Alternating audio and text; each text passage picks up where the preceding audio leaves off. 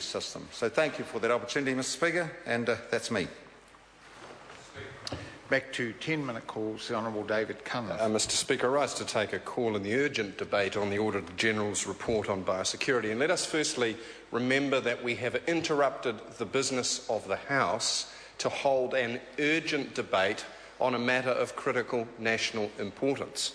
So it is not okay for the sleepy government to sit over there on the Treasury benches snoring their way to accept a report which actually makes fundamental criticisms of the government in three regards.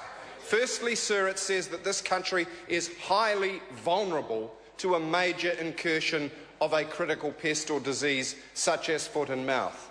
It says that we are under-resourced, that we are under-prepared, and that the systems are underdeveloped.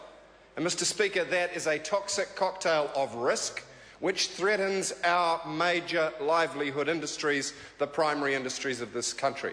And sir, it is notable that members all around this House, whether it's on the government, the crossbenches or the opposition benches, are all agreed on the central importance of biosecurity. That is, sir, at least a good starting point for this debate.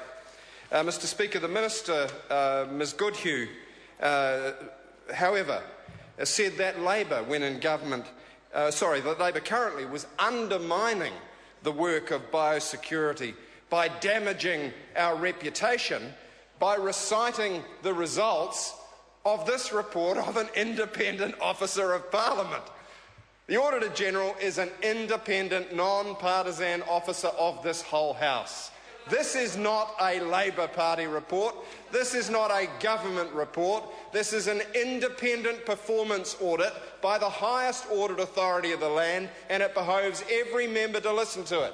And it will do the government no good, sir, to accuse Labor of mudraking.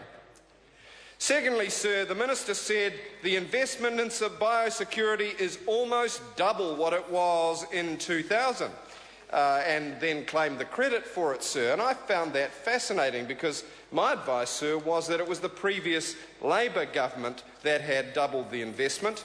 And so, sir, I went to check, and I can confirm, sir, that here are the numbers. Now, I must stress for the House that these numbers are not deflated to constant dollars. These are the actual dollars in years gone by, and therefore understates the relative contribution of the previous government.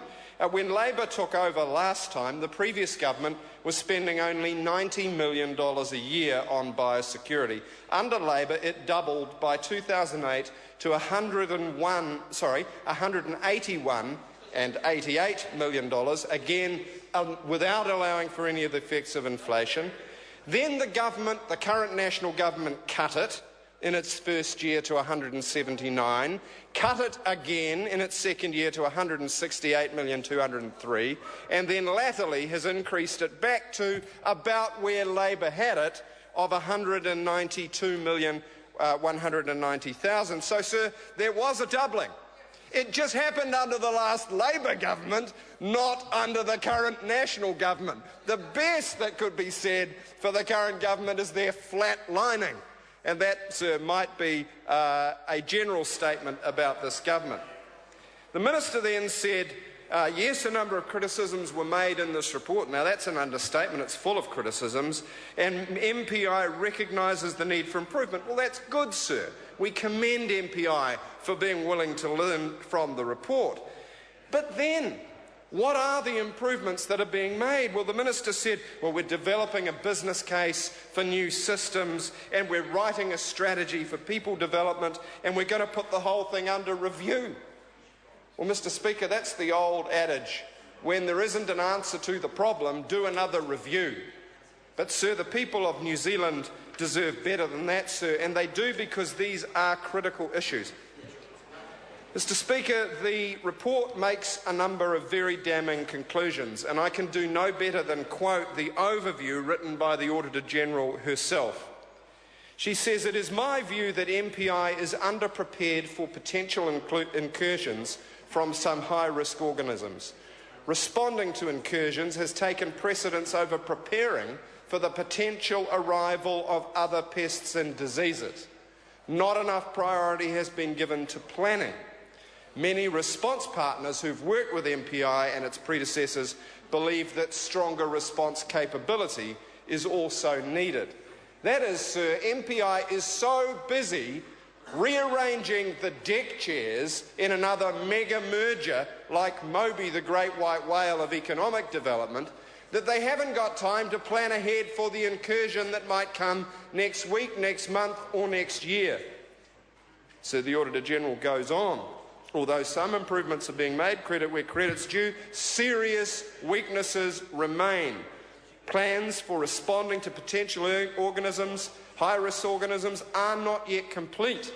The plan for dealing with a foot and mouth disease outbreak is inadequate. Strong words from the Auditor General. She goes on, workplace planning and capability development needs to be stronger so that MPI has the appropriate people with the right skills in the right place. Staff are not using the new response system to its full potential. Performance reporting needs to improve. And of course it has an opportunity to achieve lasting improvements if it follows the plans that are set out. Mr. Speaker, what does all this mean in practice? Well, sir, if we turn to figure 3 in the report, we see a sorry long list of, of incursions. I'm choking up thinking about biosecurity. What do we know? Mr. Speaker, the gum leaf skeletoniser, Didymo, known to any fisherman as a terrible plague on our waterways, southern salt marsh mosquito, cowrie dieback, PSA of our kiwi fruit industry, and juvenile oyster mortality.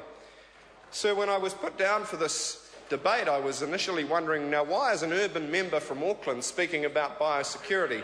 But Mr. Speaker, in fact my electorate, thank you Ms Delahunty, has had first-hand experience of these problems, and I want to mention 3 that are either current or immediately past real issues in the electorate of New Lynn. Now let me start with what was probably the largest, and that was the painted apple moth, which up front, let me say, did occur during the time of the previous government. Now in the painted apple moth experience, sir, we recognised a very strong need for community involvement and community education. The moth was eradicated with a program of overflying and applying a bacterial solution to the moths. But the issue, sir, was that the community needed to be involved. And it was learning by doing on the part of MAF and Biosecurity New Zealand and its agents, so that by the end of that program they had become much more skilled in community involvement than they were at the start. So the next one I want to mention is the Queensland fruit fly. Mr. Speaker, the Queensland fruit fly, that means the sound's gone off, has it, Mr. Speaker? Is that you, or is that a word from the Lord, perhaps? Maybe it's a word from the government benches, but I think that it's still working, is it? I think it's a word from, and it's not a word from Cubal.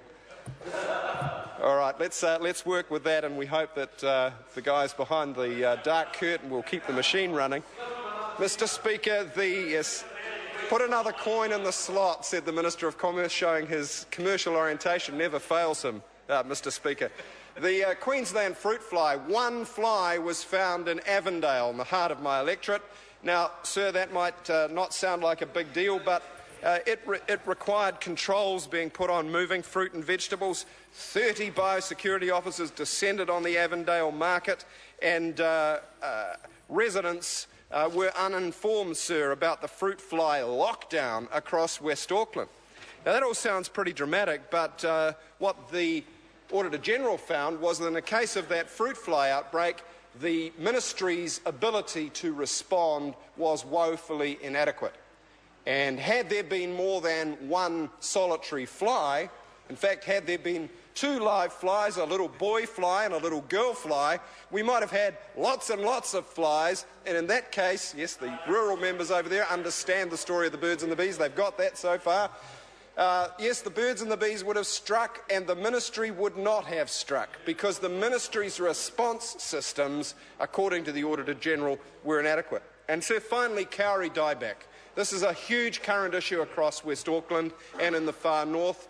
Kauri dieback is a major disease. It's a bacterial infection of the roots. My colleague Phil Twyford has been campaigning on this issue very, very ably, sir. The problem is Biosecurity New Zealand, now MPI, does not see it as a priority and has cut the funding to control Kauri dieback. And I say the government should be ashamed. It's bad enough to take biosecurity officers and dogs out of airports. We should get the Kauri dieback funding. Jamie Lee Ross. Thank you very much, Mr. Speaker. I'm sorry to